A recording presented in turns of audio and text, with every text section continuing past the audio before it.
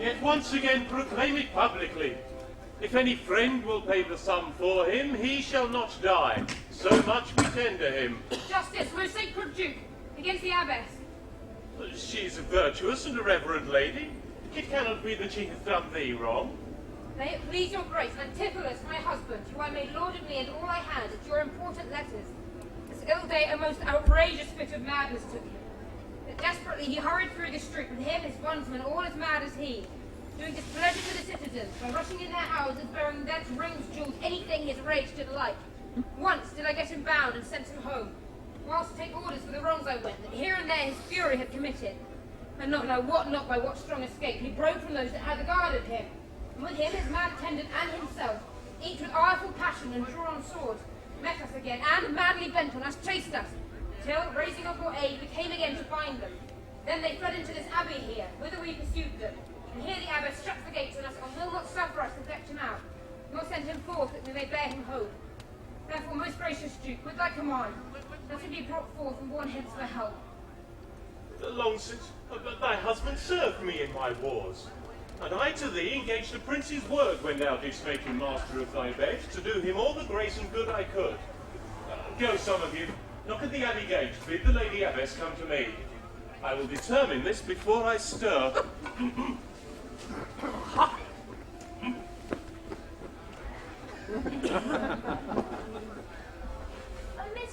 Mistress, ship and sail, sir. My master and his man are both broke loose, beaten the maids of row and bound the doctor, whose beard they singed off with brands of fire. And ever as it blazed they threw on him, bright pails of blood and mire to quench the hair.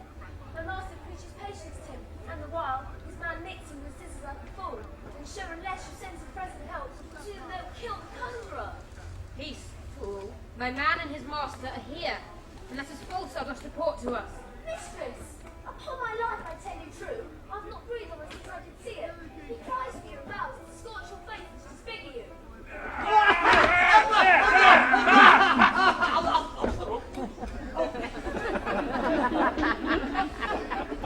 Hark, I hear him, mistress. Fly, be gone. Come, stand by me. Fear nothing. Guard, we've halberds.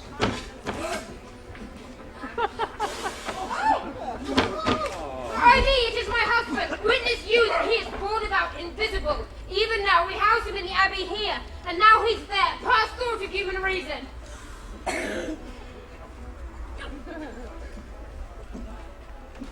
Justice, most noble Duke, oh grant me justice. Even for the service I bestride thee in the wars and took deep scars to save thy life, even for the blood that I spilt with thee, then grant me justice. Lest the fear of death doth make me dote, I see my son, Antipholus, and Dromio. Justice, Prince, against that woman there, she who this day hath heaped shameful discretions upon me, sir. Discover how, and thou shalt find me just. This day, noble Duke, she has locked me out of this house while feasting with harlots there. A grievous fault. Say, woman, didst thou so? No, my good lord. Myself, he, and my sister today did dine together. So before my soul as that is false he burdens me withal. Nay, I look on day nor sleep at night, but my sister tells your honour the honest truth. Perjured woman, they're both forsworn. And if not this, the madman justly charges them. My liege, I am advised in what I say. Albeit the wrongs may make a wiser man mad, this woman locked me out this day from dinner. That goldsmith there, were he not packed with her, could witness it. For he was with me then, who parted with me to fetch a chain, promising to bring it to the Porcupine, where Balthazar and I did dine together. Our dinner done, and he not came hither, I went to seek him. I met him in the street, and with his presence, this gentleman. There did the perjured goldsmith swear me down that I received of him this day a gold chain, which God he knows I saw not, for the which he did arrest me by an officer. I did obey, and sent my peasant home for certain ducats. He with none returned. I then spoke fairly to the officer, to go in person with me to my house. And by the way, we met my wife, her sister, and a rabble more of vile confederates. They brought with them one pinch, a hungry, lean-faced villain, A mere anatomy, a mountebank, a threadbare juggler and a fortune teller, a needy, hollow-faced, sharp-looking wretch, devil, a living dead man! Oh! This pernicious slave took him as a conjurer, and looking into my eyes and feeling my pulse, cries out that I was possessed. Thereupon they did fall upon me, bound me and bore me thence to a dark and dankish vault at home. And there left me, bound with my man here, till, gnawing with my teeth at my bonds, I gained my freedom, and came hither to thy grace, or beseech thee, give me ample satisfaction for these deep shames and great indignities. My lord, thus far I witness with him that he dined not at home, but was locked out. But, had he such a chain of thee, or not? He had, my lord, and when he came in here, these people saw the chain about his neck. Besides, I will be sworn these ears of mine urge you confess you had the chain of him after you first forswore it on the mat, and thereupon I drew my sword upon you, and then you fled into this abbey here, from whence I think you are come by miracle. I have never been in this abbey ward. You have never drawn your sword against me. I have never seen this chain, and it is false that you burden me withal. What an intricate peach is this?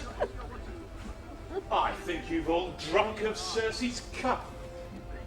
If here you housed him, here he would have been. If he were mad, he would not plead so coldly. You say he dined at home? Well, the goldsmith here denies that saying. Sirrah, what say you? Sir, he dined with her. There, the porcupine. He did, and from my finger snatched that ring. It is true, my liege, I had this ring of her. Sawest thou him enter the abbey here? As sure, my liege, as I do see your grace. This is strange. Go. Call the abbess hither. Think you're all mated. Stark mad. Most mighty Duke, vouchsafe me speak a word. Happily I see a friend will save my life, and pay the sum that may deliver me. Speak freely, Syracusian, what thou wilt. Is your name, sir, not called Antipholus? And is not that your bondman Dromio? Within this hour, sir, I was his bondman, but he, I thank him, nodding to my cause. Thus am I now Dromio, and his man, unbound. I'm sure you, both of you, remember me. Ourselves we do remember, sir, by you, but lately we were bound as you are now. You're not, Pinch's patient, are you?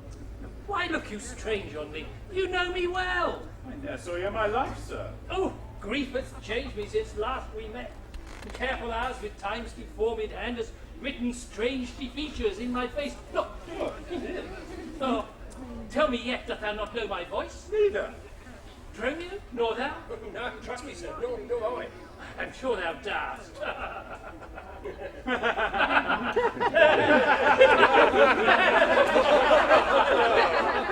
I'm sure I do not.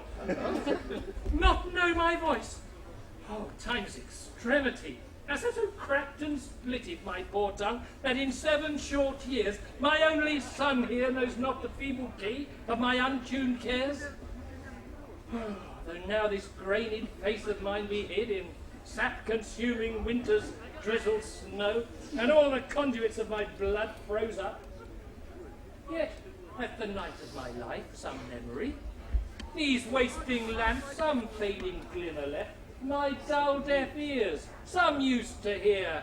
For these old witnesses I cannot err. Tell me thou art my son, Antipholus. I never saw my father in my life. Oh, it's 7 years since in Syracuse, thou knowest we parted. Or perhaps my son shamest to acknowledge me in misery. Duke and all that know me will swear that this is not so. I ne'er been to Syracuse in my life. Tell thee, Syracusian, 20 years have I been patron to Antipholus, during which time he ne'er saw Syracusa. I see thy age and dangers make thee dote. Oh, most mighty Duke, behold a man most wronged.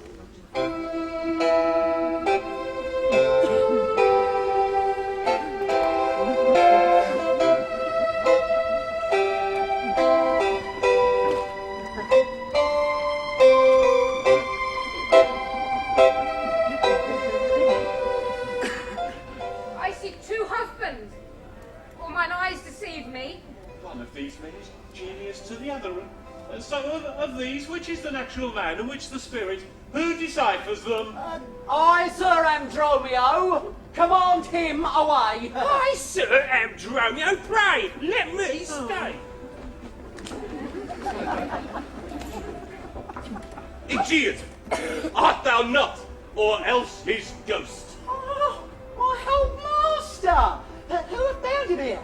Whoever bound him, I will loose these bonds and gain a husband by his liberty. Oh, speak, old Aegean, if thou beest the man who had a wife once called Amelia, bore thee at a burden 2 fair sons. Oh, if thou beest the same as Aegean, speak unto the same Amelia. Why, here begins his morning story right. These two Antipholus, these two so alike, and these two Dromios, one in semblance. Well, besides her urging of her rack at sea, these are the parents to these children, which accidentally are met together. I dream not. Thou art Amelia. If thou art she, tell me what happened to that son that floated with thee on the fatal raft. Well, by men of the Epidamnum, he, I, and the twin Dromio were taken up. By and by, rude fishermen of Corinth took by force Dromio and my son from me. Me they left to those in Epidamnum. What became of them I cannot tell. I, to this fortune that you see me in. Antipholus. Thou camest from Corinth first. No, sir, not I. I came from Syracuse. Stay, stand apart. I know not which is which. I came from Corinth, noble lord. I, sir, and I with it. Brought to this town by this most famous warrior, Duke Menaphon, your most renowned uncle. Which of you two did dine with me today? I, gentle mistress. And are not you my husband? No, I say nay to that. And so do I. But she did call me so. And this fair gentlewoman, her sister, did call me brother. What I told you then, I hope I shall have leisure to make good, if this be not a dream I see and hear. That is the change, sir, which you had of me. I think it is. I deny it not. And for that change, sir, you arrested me. I think I did, sir. I deny it not. I sent you money to be your bail by Dromio, but I think you brought it not. No, no money by me. This purse of ducats I received from you, and Dromio, my man, did bring them me. I see. We still did meet each other's man, and I was ta'en for him, and he for me, and thereupon these errors are arose.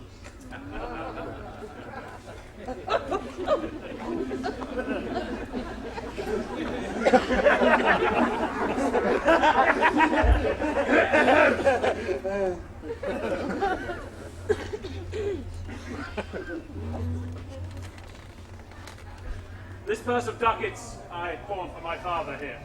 It shall not need. My father hath his life.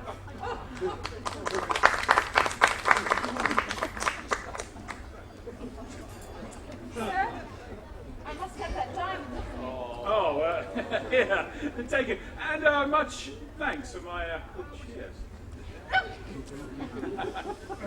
Renowned Duke, vouchsafe to take the pains and here at large discourse it all our fortunes and all that are assembled in this place, that by this sympathized one day's error hath suffered wrong. Go keep us company, and we shall have full satisfaction. 33 years have I gone in search of you, my children, and until this present hour, my heavy burden was ne'er delivered. The Duke, my husband, and my children both, you, the calendars of their nativity, go to a gossip's feast and keep us company. After such long grief, such festivity. With all my heart, I'll gossip at this feast. Oh, master, shall I go and fetch our stuff from shipboard? What stuff of mine hast thou embarked? Your good sir that lay at host at the Centaur. He speaks to me. I am your master, Dromio. Come, go with us. We'll look to that anon. Embrace thy brother there. Rejoice with him. There is a fat friend at your master's house who kitchened me for you today at dinner. She will now be my sister and not my wife. Methinks you are my glass and not my brother, and I see by you I am a sweet-faced youth. Will you go in to witness their gossiping? No, sir. Leave thou first. That is a question. How shall we try it? Oh, we'll draw cuts to the senior. Till then, lead thou on. Nay then, thus, we came into this world like brother and brother. Let us go now, arm in arm, not one before the other.